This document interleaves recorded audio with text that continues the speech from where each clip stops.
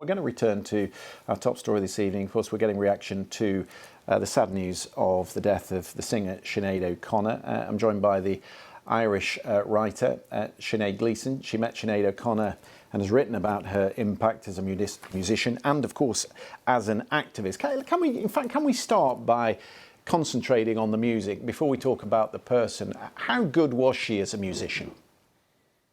Well, she was incredible, and she was also very unique because she came out of nowhere and started very young. So, the musical landscape of Ireland in the 1980s and 1990s was very male. There was it went from Thin Lizzy to U2 and beyond, and there was a lot of bands. And I'm talking about people who would turn up on Top of the Pops or be playlisted on British radio.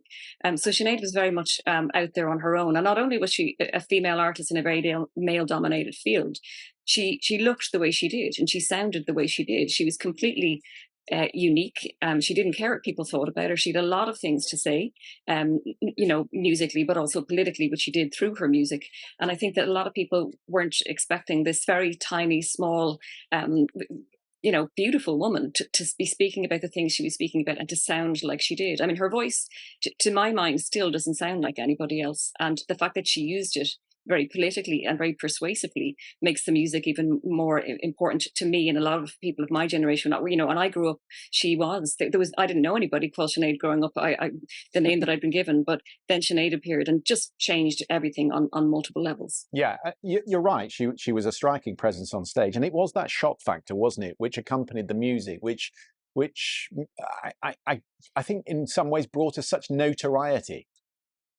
Yeah, and I think, we know a lot of stories now post Me Too about the way women are treated in the music industry. And I think from very early on, Sinead decided, I don't want to play that game. I don't want to be, I don't want to kowtow to feminism. I don't want to look a certain way. I want to be taken seriously for my lyrics, for the songs that I wrote. And this is another thing in an industry where, a lot of women were given songs to sing or weren't producing their own music. Sinead was doing both of those things very early on. I mean, Mandinka, the breakthrough single that everybody knows, she was 20, played music, played guitar on it, produced, wrote, and she was doing that right from the start. So right out of the trap, she basically was, I'm going to own this. I'm not going to be some, A&R record company guy's version of what they think a female singer is.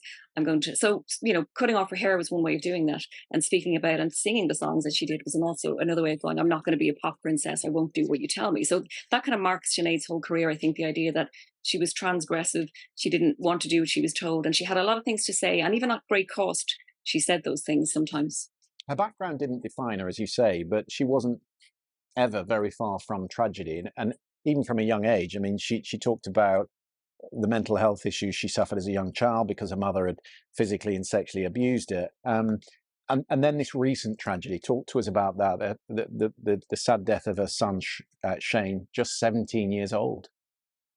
Yeah, Sinead has four children, and her daughter Roisin. Actually, I've seen Roisin sing with Sinead on a couple of occasions. Shane died early last year. He was a young man, 17, on the brink of his own life, and I think he'd had his own struggles and ended his life in a very sad way. I think it was very catastrophic for Sinead. She was very public about her grief, her anger at care home systems in Ireland and at the hospital in particular, and I think had been very public, as she always has been in her life. Whenever Sinead wants to speak about something and is angry about something and feels there's an injustice, which she did in the treatment of her own son and his subsequent death, she spoke out about it. And I think, I can't imagine how the last year and a half he's been quite quiet and low key. She'd been working on music, so I believe. I mean, this is the big problem, the big loss we're going to face now. Only 56. She's been making music for heading on for 40 years. And now that we're not going to hear any new music, we're not going to see what was going to happen next with such a remarkable and unique singer. Yeah, I think we all have empathy with that. And I don't think anyone gets over the death of their own child. Can we talk about singers and religion? I mean, she had a controversial relationship with the Catholic faith. I think as a result of that, she'd recently converted to Islam. Did she ever talk about that and why she did that?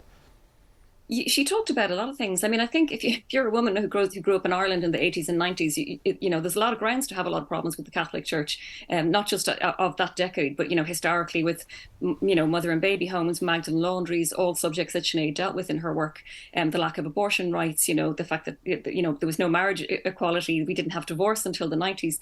And Sinead spoke about all these things. And I think she was a thorn in the side of a lot of people, particularly people in the church, which is why she railed against them. She spoke up at a time, and the context of this is really important. It wasn't easy to say the things that Sinead said. I think it cost her dearly when she tore up the picture of the Pope on Saturday Night Live in America. It derailed her American career for a long time. And she got a lot of criticism, but she never stopped speaking. It never quietened her down. In fact, it made her more determined. We've had various reports into clerical abuse in Ireland, and Sinead O'Connor was speaking about that when nobody was talking about it. She really decided, I'm not going to be quiet about subjects that are causing intergenerational trauma. And I think she related some of her own experience to this as well. So I think, we had this incredible voice and we had the music, but we also had somebody who was very much an activist and somebody who spoke up for people who maybe didn't have a voice. Not many artists draw a statement from the Prime Minister, but you can feel the extent of the loss from the statement we got from Leo Varadkar this evening. I mean, she's a loss to the music world, but I get the sense that she's an iconic figure in life there in Ireland. She's a huge figure. I mean, I was speaking about her on radio earlier, and everybody who was speaking about it was very, very somber. We'd all just heard. I mean, I'm quite devastated, I have to tell you myself about it.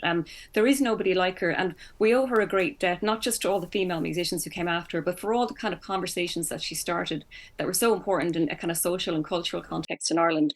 And was doing it from such a young age. I mean, 56 is no age to leave this world. And I feel very grateful to her. I think there's a lot of sadness. I can feel it. And everybody seems to be talking about it. I got a lot of messages about it tonight. And I think everyone just feels this, it's such a loss. It's too soon. We needed and wanted more for her. And we won't have that now. So my huge sympathies and condolences go to her family and her children. Yeah, her 3 children who she leaves behind, indeed so. Sinead Gleeson, thank you for coming on and sharing your thoughts with us this evening, and condolences to everyone who knew her. Thank you very much. Around the world and across the UK, this is BBC News.